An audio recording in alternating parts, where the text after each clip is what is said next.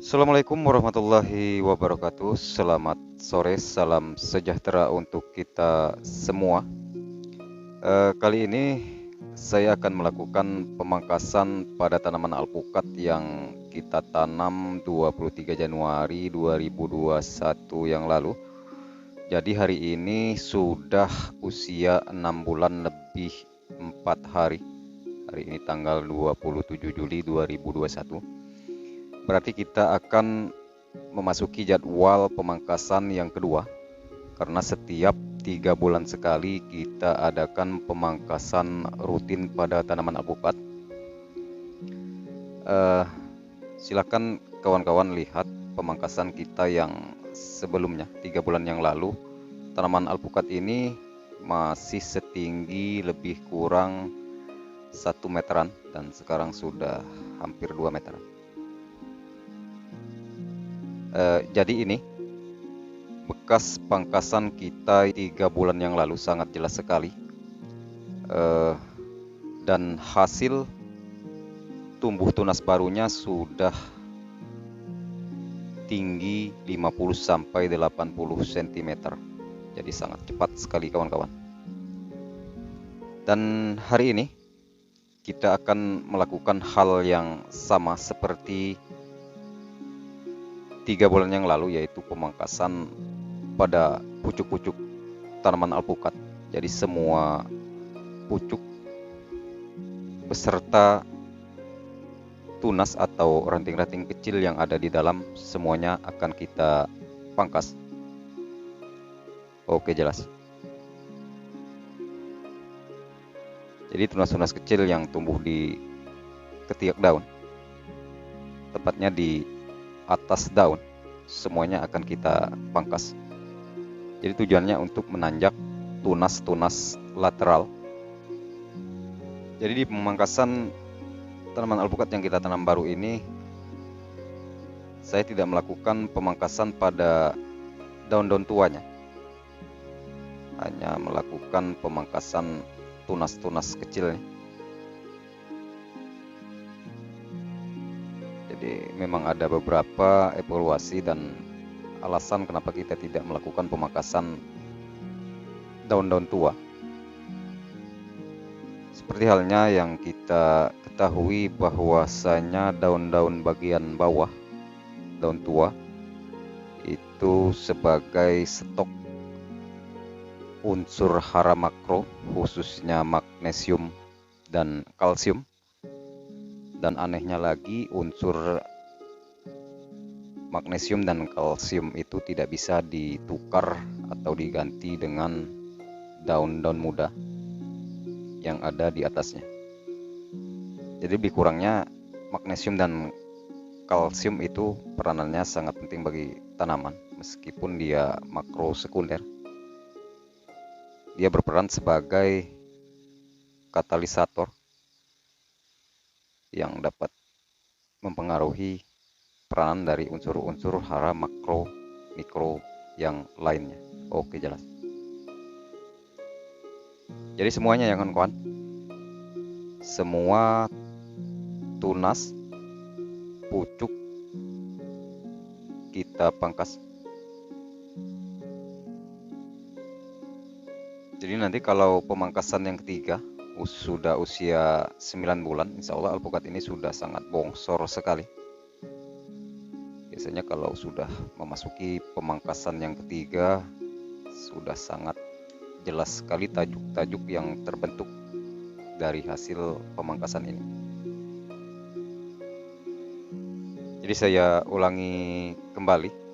Tujuan dari pemangkasan yang pertama yaitu secara keseluruhan untuk memacu pertumbuhan tanaman alpukat sendiri, memacu pertumbuhan vegetatifnya, membentuk tajuk-tajuk tanaman sehingga kita akan mendapatkan tajuk yang rimbun dan mekar.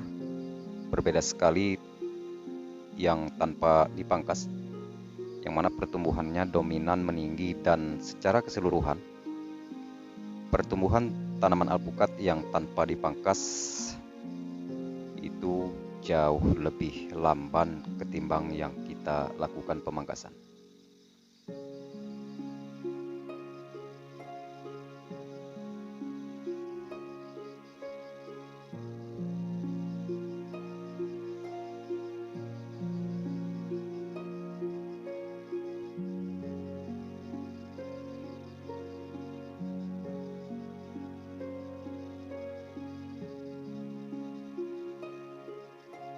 kita beralih ke pohon yang lain. Yang seberang sana itu sudah selesai kita lakukan pemangkasan 4 hari yang lalu, tepatnya tanggal 23 Juli 2021, jadi tepat 6 bulan. Dan memang ini ada sebagian yang kita sisakan untuk kita dokumentasikan lewat video seperti ini. Yang model ini jenis alpukat lokal juga. Jadi setiap jenis alpukat itu mempunyai tajuk dan pertumbuhan yang berbeda. Jadi ini jenis lokal juga. Kalau yang jenis ini dominan tunas kecil yang tumbuh di atas daun itu lebih dominan. Jadi kita lebih banyak memangkas tunas-tunas kecil yang ada di dalamnya. Jadi semuanya kita buang.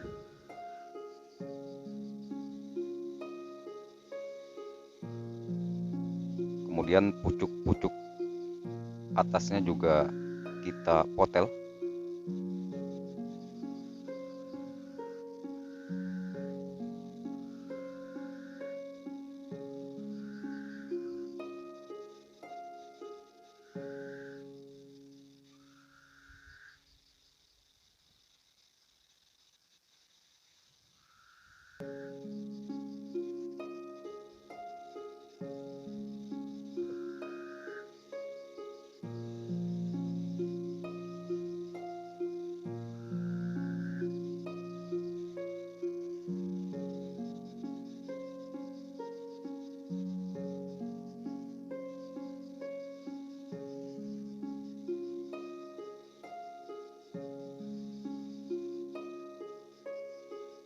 Tujuan lain dari pemangkasan yaitu untuk mengurangi kelembaban di dalam tajuk tanaman, sehingga bisa menekan serangan hama maupun penyakit pada tanaman alpukat.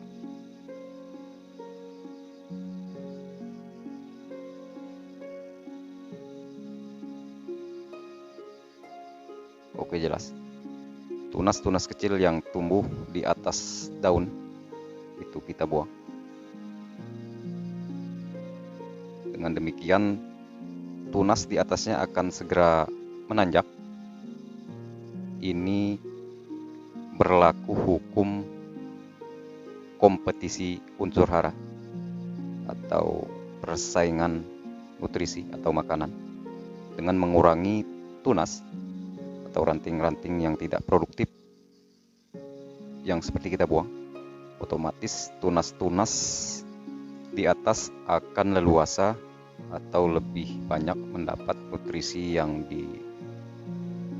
diproduksi oleh tanaman itu sendiri.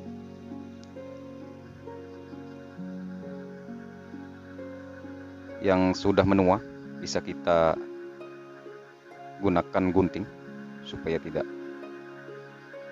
melukai pohon.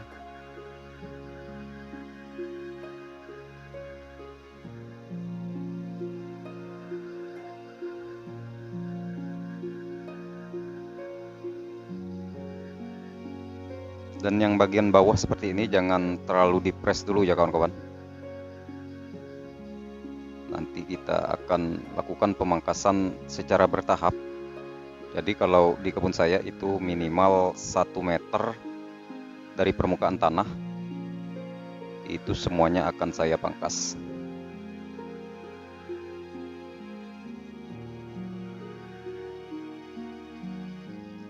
Dan yang kasus seperti ini, kasus pada jenis alpukat yang tidak dalam kondisi berpucuk muda, ketika sudah memasuki jadwal pangkas, itu 3 bulan sekali, tetap kita lakukan pemangkasan. Oke, jelas. Jadi tidak semua jenis alpukat itu mempunyai karakter pertumbuhan yang sama. Jadi yang ini jenis dolar lokal Bangka juga, dia tidak dalam kondisi berpucuk muda. Jadi tetap kita lakukan pemangkasan.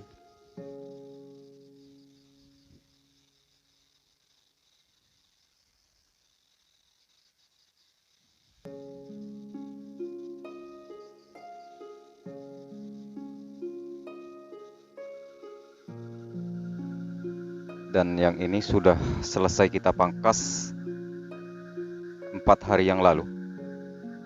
Jadi tunas lateralnya atau tunas sampingnya sudah sangat kelihatan menonjol.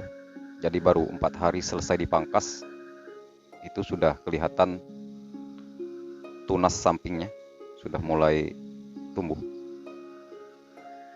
Kita beralih ke pohon yang lain.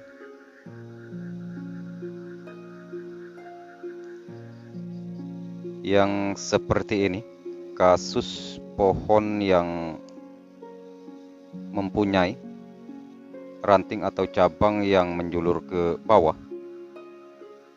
Jadi ini tidak bisa kita biarkan dan harus segera kita pangkas. Kenapa? Karena kalau kita biarkan, otomatis ini akan menyentuh dengan tanah dan akan berpotensi membawa patogen penyakit. Kita ke pohon yang lain.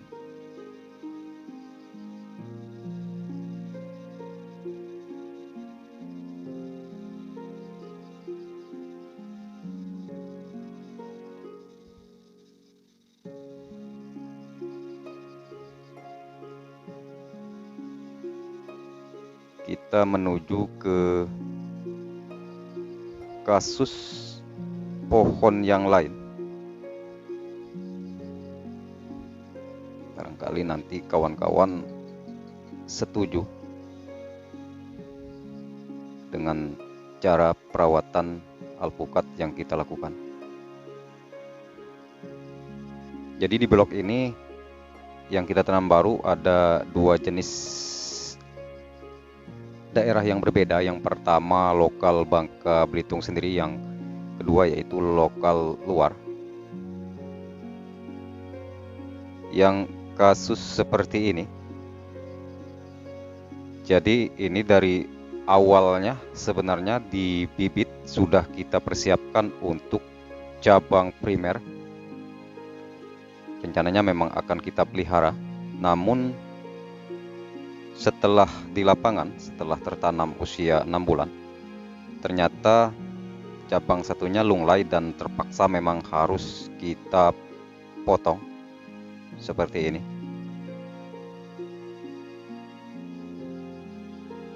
Dan kita menyisakan cabang primer yang tegak yang bakal menjadi cabang utamanya. Kemudian pucuk tetap kita lakukan pemangkasan.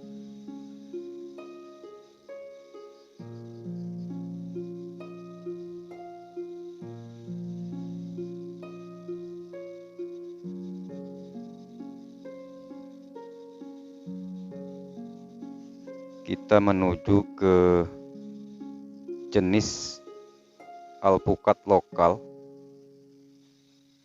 yang ada di sana. Ya, ini satu usia 6 bulan. Namun pertumbuhannya sudah sangat bongsor. Sudah mencapai 2 meteran. Jadi ini jenis alpukat yang PIT-nya saya ambil dari daerah sini juga. Jadi memang inilah salah satu bukti ketika kita menanam atau memproduksi bibit dari entris lokal setempat, maka pertumbuhannya memang insya Allah sudah pasti adaptif. Karena apa? Karena dia sudah serasi dengan lingkungan tempat asalnya. Jadi nanti kalau kawan-kawan mau menanam alpukat, kalau saran saya jangan bingung-bingung mencari jenis bibit apa yang cocok. Silakan nanti kawan-kawan keliling-keliling daerah tempat asal kawan-kawan masing-masing, cari yang memang betul-betul unggul unggul lokal, produktif, silakan kembang dan lakukan penanaman secara kebun. Karena ini sangat jelas sekali. Usia tanam sama, perawatan sama, dan dia menunjukkan pertumbuhan yang sangat jauh berbeda dengan teman-temannya yang lain.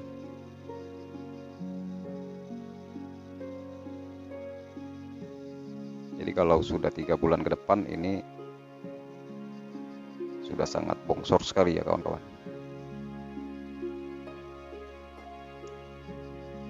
Beginilah cara kita melakukan perawatan pemangkasan pada tanaman alpukat. Jadi silahkan kawan-kawan praktek di kebun alpukat kawan-kawan masing-masing. Kalau setuju ya ikuti, ya kalau tidak setuju dan tidak masuk di logika kawan-kawan ya tidak usah diterapkan. Oke, mungkin itu saja informasi dari saya tentang perawatan pemangkasan tanaman alpukat. Sekian dan terima kasih. Wassalamualaikum warahmatullahi wabarakatuh.